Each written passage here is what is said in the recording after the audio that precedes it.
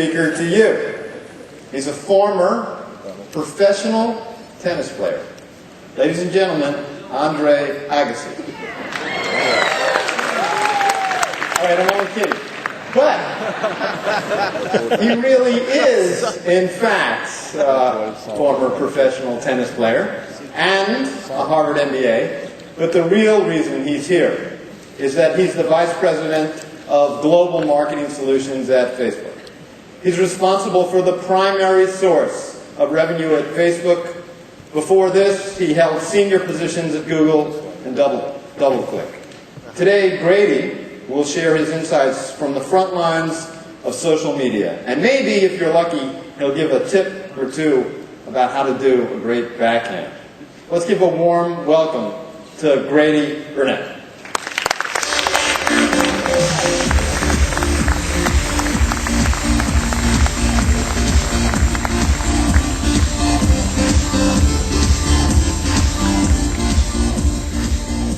All right. Well, thank you for that introduction. Oops, got my clicker, right? Thank you. Well, thanks for the introduction. He is correct that my backhand would be the better stroke. My forehand was a disaster on the tour.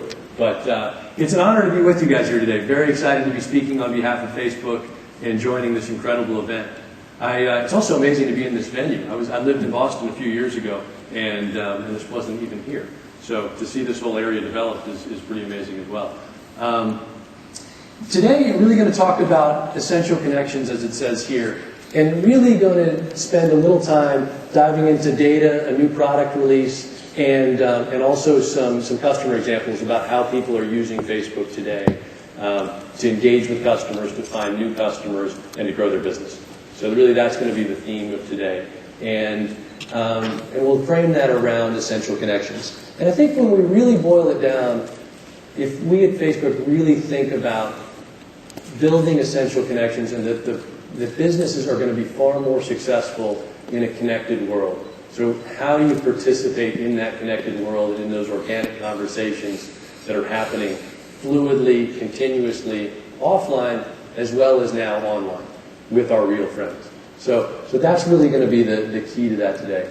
Going to do that in 3 parts. So talking about connecting people and their friends first, talk about how businesses really slot and fit into that, and then talk about socially engaging technology and what that empowers and what opportunity that gives you as marketers to participate in the discussion, to stimulate a dialogue, and to really connect and build new connections that will grow your business.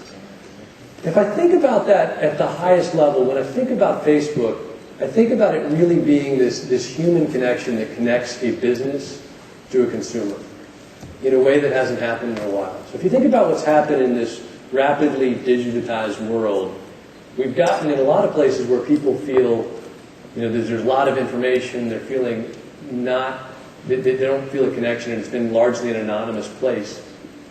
What happens with Facebook is it really gives a consumer an opportunity to feel like they matter and feel like they count in a way that they haven't in a very, very long time, if ever. What it does is it really says, I actually can participate. I can raise my hand. I can give a product suggestion. I can give feedback. I can have a dialogue. And I can talk to my friends in a different way to help grow that business. And that is a really powerful thing for a consumer to feel. And it is something that they have not felt for a long time. It's something that maybe when you used to shop at that same local shop and you knew the butcher or you knew that person that you'd go to see every week, the toy store or a local mall or whatever it might be, it's tough to actually feel that in an online world, and Facebook really provides that connection. For a business, it's similarly very unique. For a business, there are all these conversations going on with a variety of people all over the world, all over your community, and being able to actually connect to that and understand what those people want and what they need to be successful gives you an opportunity as a business to grow with that person rather than guessing where they might go. So it really gives you a powerful opportunity to do that. So I really think about Facebook as that human connection between a consumer and a business. So we'll talk about that a little bit more as we go forward. But first I wanted to step back just briefly and talk about sort of the Neolithic times. I won't spend too much time and bore anybody with a history lesson. But it's important to think about, we are social beings and we have been from the start. But when you think back into the Neolithic age, this is a time when things were defined socially. You lived and interacted in groups of people, and you created systems in which to operate and to make choices as a group of people.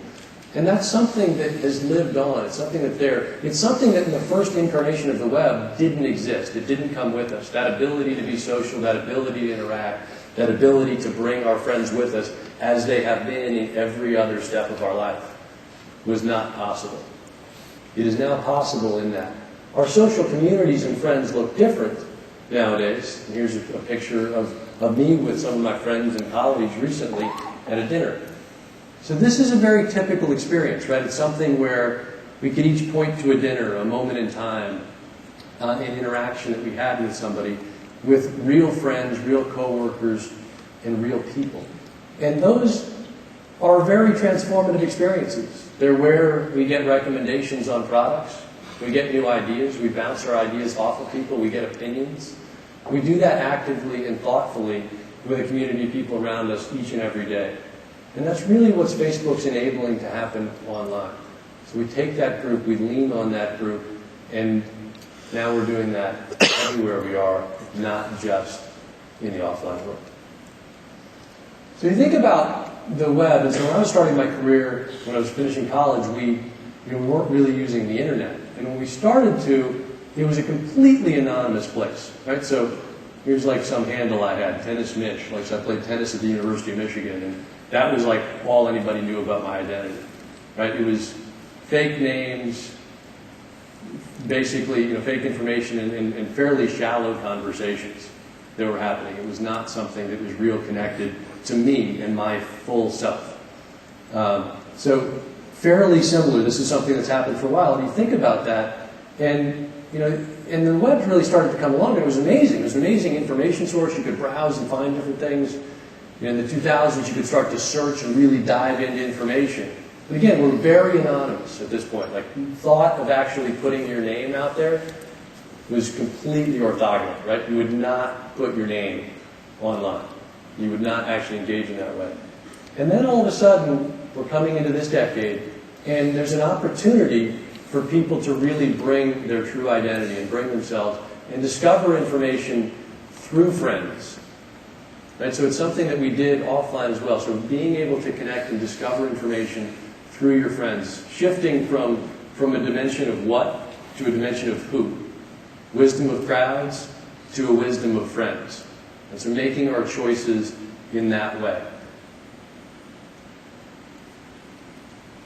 When you think about that, this gives me an opportunity to really bring my entire self and who I am as a son, as a father, as a husband, as a coworker, as a consumer, as a friend.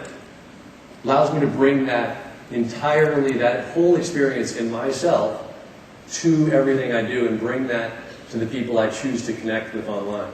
And that's powerful because it helps give people a full picture of who I am, helps me understand how they're approaching a certain situation, and as a result gives us a much, much deeper bond. So this is the new timeline. And what it will show. But so a big picture of me and my friends and family watching Michigan beat Notre Dame a few weeks ago, which was a couple of Go Blue people out there. So and my daughter at a fashion show for a nonprofit that was which is down here. That was a really important part. A good friend of ours started an amazing nonprofit for homeless children in the Bay Area of San Francisco, and the event was incredibly viral through Facebook and how it was shared and what it was and how meaningful and connected I was to it personally. And it shows up there as a part of who I am, what I've done in the last few weeks, and it gives me a great opportunity to connect with somebody on a deeper level. And this story isn't unique, right? It's not unique to me. I mean, I could point to a number of folks, probably most of you in the audience, and you'd have a similar experience about your true self and your identity and what you've brought forward and put and shared with yourself and with your family and friends on Facebook. This is happening globally. This is a graphical depiction of real connections happening between real people across the globe. So this is happening all the time, and these are authentic connections that people are building that really gives a great base for people to interact and connect, but also gives a great opportunity for marketers to engage. And we'll talk a little bit more about that as we go forward. But that connection is happening, in an incredibly powerful way. People really care about this group of friends, and they care about the things that they're connected to. And that's why this newsfeed page, this just happens to be a screen grab of my newsfeed, but the newsfeed is very personal, right? I've chosen to connect to certain friends. I've chosen to connect to various businesses, brands, communities, hobbies. Those are things that identify me. As a result, that newsfeed, 27% of the time that somebody's searching or spending time on Facebook, it's on the newsfeed. Which means 4% of the time people are on the internet, they're on this page. And it is personalized to them, based on what they've actually said and what they've chosen to do and what they've chosen to connect with.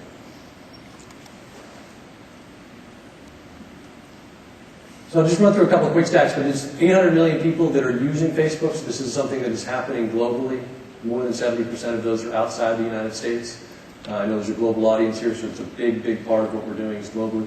One stat we talked about never, after the first few years, we were talking about again, was this 50% come back daily.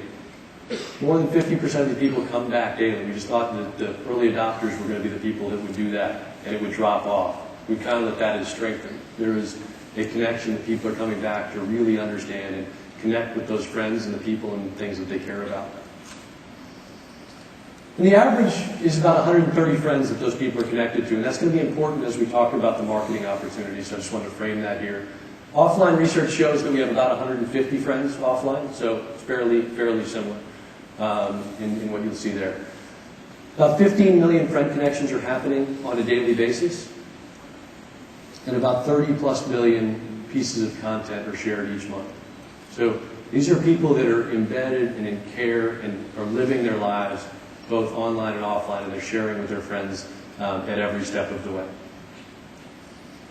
So again, that is a big, big opportunity for business. So as we think about businesses in this connected world, so again, we think businesses are going to be more powerful, more stronger, grow better, being in a connected world. So caring about these connections, understanding them, understanding that this map of connections that people have to each other and to businesses is important to play a role and be active in. So we'll talk a little bit more about, as people live their real life online, how we, as marketers, can really engage with them. So these connections, as I talked about, include hobbies, sports, food, celebrities, and businesses. Lots of different things that matter in our lives. So these, again, are some mapping of a few of the connections that matter to me. So again, I went to the University of Michigan, and that is a part of who I am. The San Francisco Zoo is up there. I live just south of the San Francisco Zoo. I've got little kids. It's an amazing zoo. I'm connected to it on Facebook. They talk about special events for new animals that are coming to the zoo, new attractions they're building, and I learned that through Facebook and through my connection to their page. Same thing with with anything on it. Jolly Pumpkin is a brewery in Ann Arbor, Michigan that it has a beer called Oro de Calabaza that is my favorite beer. I listen, I understand the ratings that they have when the New York Times does a poll on Belgian beers. I am interested in where they fit in that, and I look that up. Right? I don't even have to look it up, it comes to me through the Facebook page. So Big Daddy's Barbecue is another one here, which is just a local business that I've just come to know. It's not in my area, but I've gotten to know Gordon Biffle, who started this business recently. It's in Gary, Indiana, and this is his Facebook page. And it's a really interesting story, particularly at this moment in time. So Gordon and his wife, Darkia, he'd worked for 17 years in drywall, building drywall, right? Construction industry, everything really hit a really tough time in 2008. So he thought about, what am I passionate about? He said, I love cooking. And he went to a flea market and bought a grill and started cooking ribs at that flea market every Saturday. He did that for a few months. He had a good, steady following. He created a Facebook page. People started to interact with him. All of a sudden, it got to be winter in Chicago. And he said, it's really cold. I'm not going to go out there. And all of a sudden, he was at home that day, and his Facebook page lit up with people saying, there's 35 people in line at the flea market ready to buy your stuff. And he was like, wow. maybe I actually have a real business opportunity that's here, that I should actually do something different, maybe change gears. So he'd been looking for a job and dove in, he went there, made sure he was there, updated people that that was what he was going to do the next few weeks. A few months later, he decided to buy a restaurant. So he bought a storefront, converted it, opened up a restaurant. He's hired about 15 people at this point, and he's just about opening a second restaurant. He's got about 7,000 connections in the Gary, Indiana, Chicago area that are connected to his page, and they are passionate about what he does, and he engages them and drives an incredible amount of loyalty in what's happening here. So you can see him talking about fall specials and this new gumbo he's launching. He has Monday night football specials. He's like, tell me what you guys like. I'd love new product ideas. And these people weigh in and actively help guide him to things that they're going to be interested in and that they're going to spend more money on and that they're going to spend more time at the business with, and he, as a result, is growing. It's a great story. It's happening on a lot of different levels, and he's really built a great, solid business and has fulfilled a lot of his dreams with it. And there's a lot more he can do, and all of the marketing he does is on Facebook. That's all he's doing at this point. So there's something there in that there are people connecting and raising their hand, and again, they guided him. He didn't realize he had a business opportunity. He just thought he had something to fill his Saturdays while he was looking for a full-time job during the week. But they helped him understand that there was actually a business there that he could grow and build. And that's what's happening. So over 100 million page likes are happening every day. So pages like Big Daddy's Barbecue. So people are raising their hand and connecting to that page and building a two-way dialogue with a brand, with a business. People are connecting every day and doing that. So with that, 100% of the ad age are active. 100 are actively managing a page on Facebook. 92% of the top 100 global marketers are on Facebook. And so people are actively finding ways to do this, but it's also happening organically, right? Which I think is an important takeaway, is that there are conversations like the bubbles here where, you know, it was me that voted in a charity, a Chase Global Giving charity thing. A person talking about the fact that they love the pumpkin spice latte at Starbucks. Somebody talking about shopping at Banana Republic and looking for feedback and doing that with a friend. Somebody talking about wanting to buy an iPad or a Kindle. Right? These conversations are happening at a local community level. They're happening at a broad company level on an ongoing basis. And that is creating a tremendous opportunity for marketers to really participate and learn and engage that audience in different ways. So I'll walk through one example quickly of how that happens, and then I'm going to play a video for Chris McCann, who's the president of 1-800-Flowers, who's going to talk a little bit about their experience and how they've integrated this into their marketing. So we'll start with, you know, everything at Facebook starts with a person, right? So a user, a person, a consumer who sits at the center.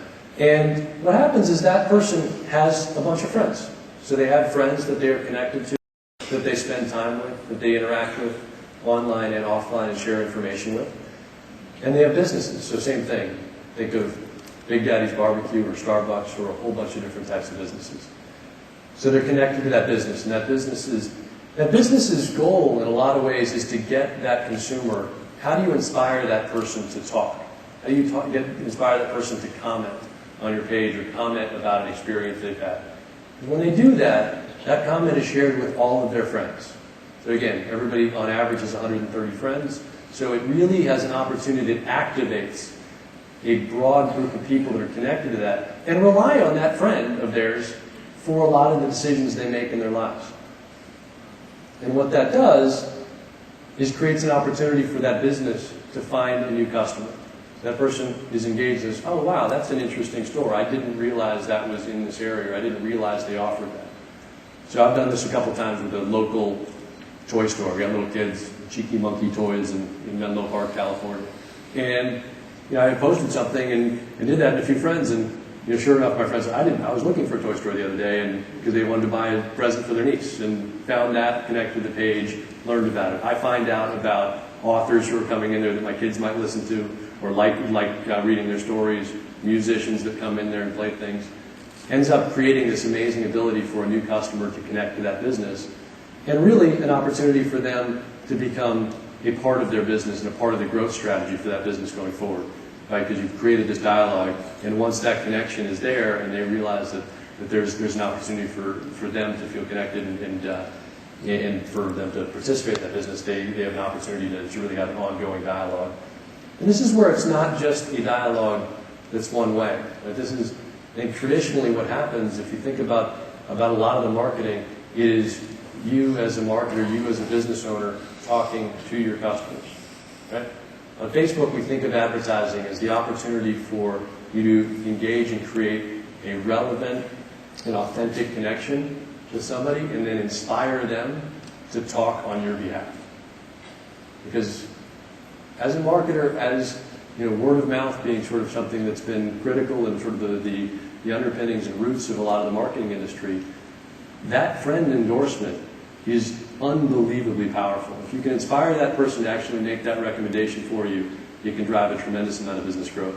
So pause for a minute, and we're going to throw up Chris McCann here on the video, who's going to talk about how that works for 1-800-Flowers. 1-800-Flowers really exists for the sole purpose of delivering smiles. My brother Jim and I, who started with One Flower Shop, we often go back to, we need the type of interaction we have with our customers in that very first start, where they would stop in from the community and chat with us. Well, all of a sudden, Facebook is a platform that's all about customers telling stories. So we no longer have to try and generate that. It's happening automatically within Facebook. Well, within the last year or so, we've really transformed our thinking to drive everything we do to be social by design. And for us, it just means let's look at every single application we build. Let's look at every single business function we do and make sure that it has a social element to it. I start off with the mantra, if it's not social, we're not doing it. As we head into our key floral holidays this year, beginning with Valentine's Day, we looked at this as an opportunity to take a lot of the learning that we had done and really apply it to a major part of our marketing initiatives. So for the couple of weeks leading up to Mother's Day week, we would reach out to moms and ask them to come to our site or to our fan page and like which products they would like to receive for Mother's Day. It helped us in our merchandising strategies. For example, the 4 most liked products in that campaign wound up being 4 of the top 5 selling products that we had for the Mother's Day season. As we're getting ready to launch our next brand, everything's Facebook. When we look at Facebook, our overarching measurement of success is the level of engagement that we get with our customers. The thankfulness we get from our customers by being so responsive, whether it be a customer service issue that we're responding to on Facebook, or by being responsive to their needs and questions that they have for us. Well, we know that engagement translates into sales. Right now we have over 200,000 fans. That gives us the ability to reach over 40 million friends of friends. But the value of us reaching those 40 million people with an endorsement from our fan base is tremendous. And sponsored stories really allows our customers to tell our story for them. It's the most effective marketing channel we've found to date. So we're always looking for ways to get our customers to tell that story about why they were moved to send someone flowers to begin with. That's what I think spurs brand advocates to post information about us online, to give us content, to give us a story about how they used our products and services. More importantly, to post a photograph of the smile that we delivered for them. And it's wonderful that our customers are finding it, that they love the opportunity to share that with the world on Facebook. When I look at what we've accomplished on Facebook so far, I really adopt one of the comments that drives the culture of Facebook. The journey is only 1% finished.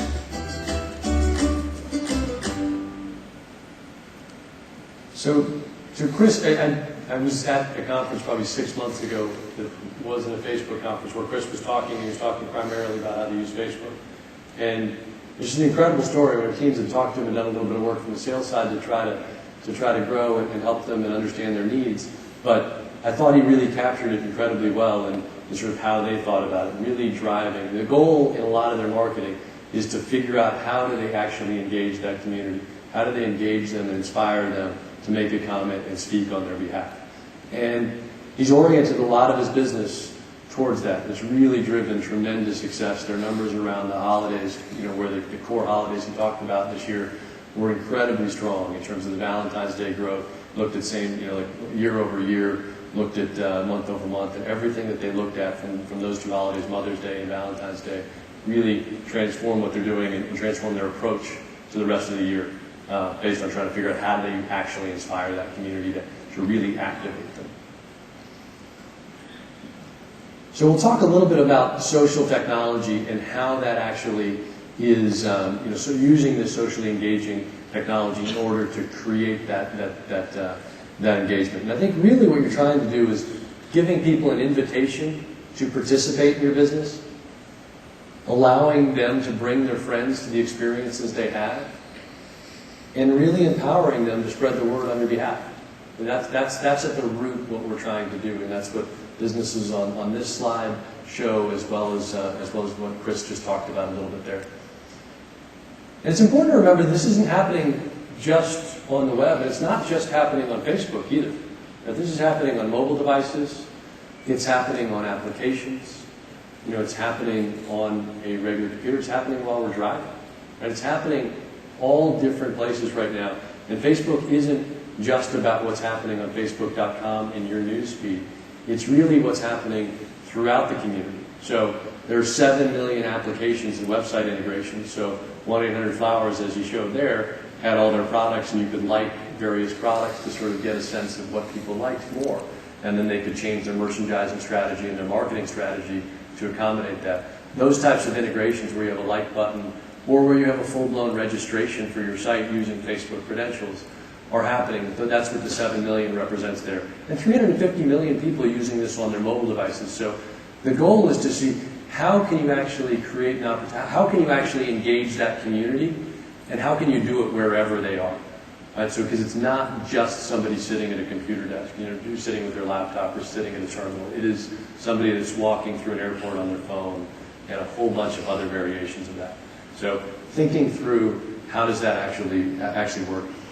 So I'm going to talk on the next slide a little bit. I'm going to play a quick video that talks a little bit about our F8 conference, which happened last week in San Francisco. And that was talking a lot about, for the developer community, the evolution of our products. Talked about timeline, which I just showed a little bit ago, but also talked a lot about how applications can be created and utilized and connected to that timeline. How can businesses participate in that and create applications that seamlessly drive that dialogue?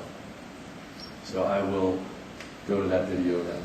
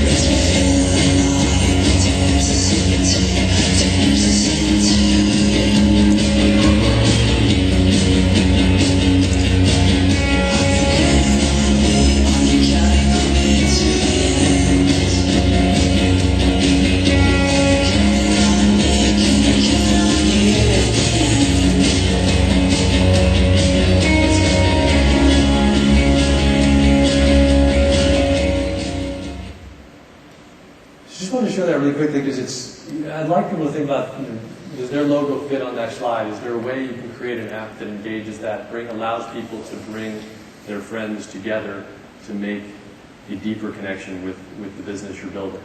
So this is Nike, who was a launch partner, who did this, and really this app is similar to what it showed in the video. Basically just enter in that you're going running and that you're going with this person, and it'll do everything else. And it will track that and show what you did and give you a report at the end of the month to say this is how far you ran, this is who you ran with, and this is the results you had. And that can become really important. Something like running like that is really connected to what somebody does, particularly, I know the entire room doesn't live in Boston, but an active running community like this. It's a really important thing to a lot of people's lives. And so trying to figure out what those experiences are. You saw Spotify on there, which is one of the launch partners we had, along with a number of others in the music space. People are listening to music and sharing that and discovering new music through their friends and doing it in a simpler way that has friends at the center of it, is really how that's happening. And then there's, shifting gears a little bit to an e-commerce example. This is not a new app, but this is basically an e-commerce integration with Facebook that put, again, friends at the center. So this was Levi's for their own stores, both their online store as well as their fully owned store. And what they did is they basically created a friend store within that. It allowed you and your friends to vote and like the types of jeans and types of clothes that you like more on that. So your friends could then come to a store with a fully customized experience where you say, do these jeans look good on me? Do those ones look good on me? And which ones do you like? And actually, that change, that ability to connect it to your friends where you logged in and saw people you cared about and what they liked, had a huge impact on influence. It drove 4x the amount of foot traffic in the physical stores, and it drove 2x the traffic on the mobile on the website. So really a profound change that gave people an opportunity to interact and gave them new opportunities as marketers. And this is happening throughout. So Chris McCann in that video from 1-800-Flowers had talked about sponsored stories. This is really the idea that a comment from a fan can become the advertisement for you. It's an opportunity for that person, for me, that says, I just had a great run and love my Nike shoes. My feet feel great. For that to become a marketing message and for somebody to click through that. Very authentic and comes through to my group of friends in a very powerful way. And my friends' interest in connecting to that is dramatically shaped and 2x more likely to be engaged in that idea. On that engagement, if you think about it, Southwest Airlines is an interesting example. So their Facebook page, people that are connected to their Facebook page are 365% more likely to go to their website. Friends of those people are 165% more likely than the average user to visit southwest.com. That friend connection really matters and really drives a tremendous interaction and engagement. 68% more likely, this is based on a Nielsen study, so a lot of this is Nielsen and ComScore data. 68% more likely to remember an ad when it's associated with a friend's name. Not even a picture. Just that I'm friends with Yvette Louie, who works on my team, and I see her name there. I am 68% more likely to remember that ad just from her name being associated with it. That person's actually saying something about that brand or that business, that increases even more. And that also drives to purchase. So this is again from the same Nielsen study. 4x more likely to purchase after seeing an ad with a friend's name in it. So it really drives fundamental business results when there's connections to people. So with that, I think that we've done a mediocre to poor job sort of showcasing the metrics to success in this business. And Nielsen, ComScore, a lot of great customers have worked hard, and we've worked hard to create a bunch of metrics and start to tell the story that I told today. But what we also realized is we need to do more. We need to develop more. So actually, this is a new view. This is new page insights. So giving you deeper understanding of what's actually happening on your page. We're launching this today. So this is something we're launching today. It will actually be out on pages by mid this week, like the October 5th, so 2 days from now. But what we're doing is not just showing how many people connected or liked the page, but also show a new metric called people talking about this. So show not only do I have 473,000 people connected to this page, but when I actually post something during a week, it's reaching over 12.5 million of those people, or 12.5 million of those people and their friends, I should say. And this group of 8,000 are people that are actually have been inspired to make a comment. Right? So helping people to break down, because that's how it actually, the data and the research we've seen to date has really shown that when people activate, engage, and when those comments are coming from their friends, that's when they're actually doing it. And that leads to purchase, as I talked about the Nielsen study, leading to 4x purchase intent increase. So this is starting to showcase this, and you can overlay and start to look at how your media spend impacts this and how it goes up and down and how you reach, but you can really look at a per post metric as you're actually posting on behalf of the company. What are people engaging with? What's happening? And you can actually, we also made this people talking about us, people talking is actually going to be something that's a public metric as well, so that people can actually go and see how engaged the audience is on that page, similar to how many people are connected to it. So anyway, important new thing, literally just first time we've talked about it is today. So we need to evolve more on this, but it's a huge step forward to really showcasing what's happening on a page, what's happening with marketing messages that are going out there, and giving suggestions and tips and tools to modify that, improve it, and get even better results for your business. So more to come on this in the coming days, but as I said, page owners will see it later this week. So I'll just give two other business examples. So this one's Swishable, small company, started with 2 people. I think they're about 5 or 6 people at this point. And what they've done is they've really taken this power to shape. So they said, this is great, we're getting engagement. And they've got on this view 130,000 fans, and they're actually about 265. It's an old 265,000 because it's an older screenshot. But what they do is they actually engage the audience to guide how they should build products. So this is a company that does stuffed animals. Right? So they have good ideas in-house. They've got expertise from the people that started it in this industry. But they said, this wisdom of crowds, this wisdom of our friends, people that care about our brand, actually could be really powerful in shaping our product decisions. So they actually throw out different ideas and say, here's the new animal we're thinking about. Do you think it works better in blue or purple? And same thing, or these are the 5 new animals we're thinking about. Which ones do you like? And they'll get feedback. And oftentimes they'll offer a discount to the people that voted or participated in that and engender true loyalty and also drive sales through that. So there's a lot of different ways to utilize the information that's happening there. And again, the Insights tool is something that we're starting to build a lot of those suggestions in line and help people to understand how to interpret this data, how to make changes, and how to measure whether it's really impacting the bottom line. And the final example I'm going to talk about today is about American Express. So we'll talk about a larger business who does a lot with small businesses. And this is really an initiative that they had to really carve out a spot for small businesses in a holiday shopping period that was increasingly becoming about the big box retailers and a couple of online retailers. So I'll let Susan and John tell the story on the video here. Our mission with Small Business Saturday was very simple. We just wanted people to shop at a small business. Over 2/3 of every dollar spent in a local business goes back to the local community. And we thought that was so profound, it's something we wanted to shout from the mountaintops. So when we talked to our card members, they would say to us, the thing I hate most about this downturn is seeing a store on my main street that's been boarded up. We came up with the idea of creating a day during the holiday season where we could be encouraging consumers to go spend their time, their money with small businesses. And the first place that we all agreed was most important was going to be Facebook. Local businesses exist on Facebook. Consumers spend an enormous amount of time on Facebook. They're engaged.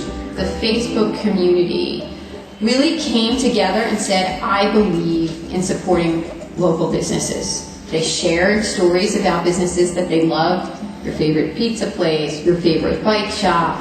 Not only were we able to get a fan base of 1.5 million people on Facebook supporting and liking Small Business Saturday, but when you think about their friend base, we're talking about over 100 million people being aware of Small Business Saturday. And we don't know any other way that we could have scaled that level of awareness and that level of engagement over a 2.5-week period. And it really gave us an appreciation for the potency of Facebook. We had tremendous awareness among the general population in the neighborhood of 40%. The small businesses involved in the effort saw a 28% increase in their business versus that same day a year before. For total retail, it was a 9% increase. So this was a 3-fold increase versus what total retail was able to see.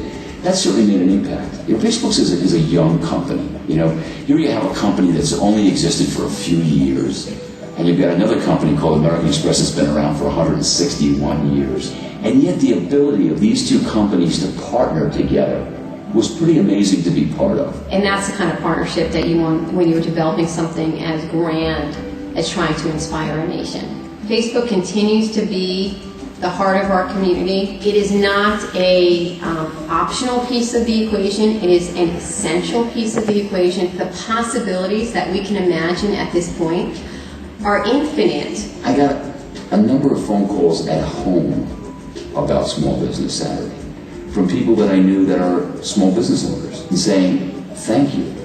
You don't always get to work on a project that you really feel like you're making a difference for an entire community. So with that, it's a really interesting example where they really were able to drive awareness, but also drive sales, right? So actually this idea came about almost exactly a year ago, coming into the holiday season, seeing the big Friday sales and the big Monday sales that sort of existed. They're saying, how can we actually get people to engage in that community? And they thought actively, they sourced and talked to their community of open subscribers, and came up with this idea and really put it together pretty quickly and drove that awareness, and were actually meaningfully able to drive spend and drive incremental growth and significantly higher growth in those stores than the average. Tremendously powerful. Something that Starbucks has seen as well. So Starbucks, basically, their fans on Facebook spend 8% more per purchase than anybody else, and they go to the store 11% more often. So they really look at it as this is an experience to say, the Starbucks customer doesn't, when they leave our store, Facebook gives them the opportunity to stay within those walls and feel the same experience that they feel in our store. But that's how they treat it. And that's how Gordon Biffle treats it from Big Daddy's Barbecue. And that's the way that a lot of people can think about that business, is really, this is something that is a connection that's there and able to be nurtured and thought of and connected at a variety of times. So really thinking that the heart of this is really that we believe deeply in that connected world can create tools that allow marketers to really engage people and for them to engage their friends in a way that drives business growth. Lots more to do, lots to experiment with. And this is a very early part of the journey, but we're seeing great success from a lot of different types of marketers that we've shown today.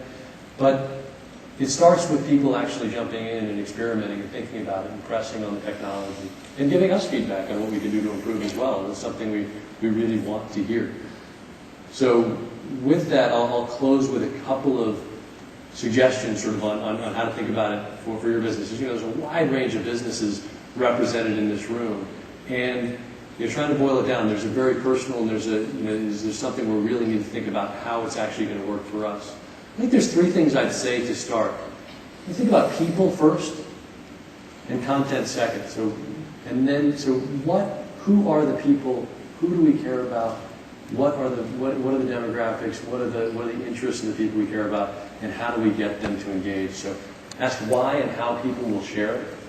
The first people, then how are they actually going to share this? What is this information and how are they going to share it with the community around them? And something that we say is, we call it social by design or bake social in at the beginning. It's not like sort of salt and pepper that you sort of sprinkle on at the end. It's something that thinking through that strategy from the beginning. How is social going to change this experience or this thing? One example that I'll talk about personally where we did this is in creating our Photos product.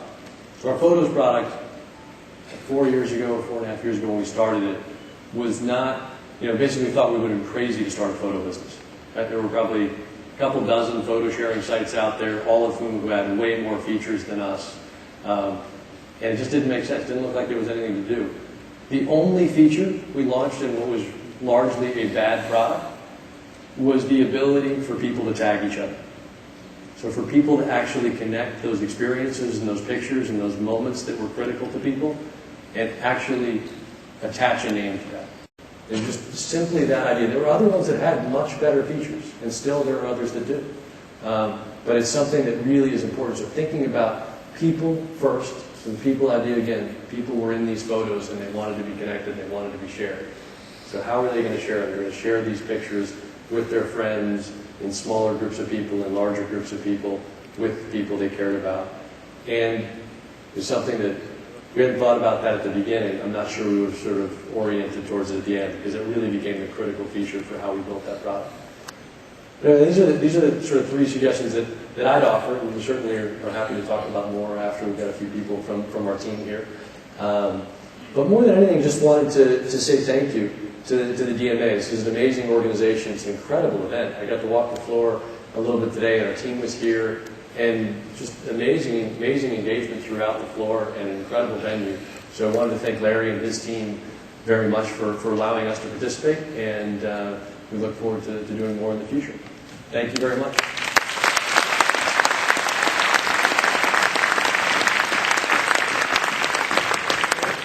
Thanks so much. That was fabulous. Thank you. Appreciate it. Another hand for Grady. So now we have one more social event. This is social in the old-fashioned sense. There's a party downstairs in front of the registration desk. It's our premier kickoff party. Let's party.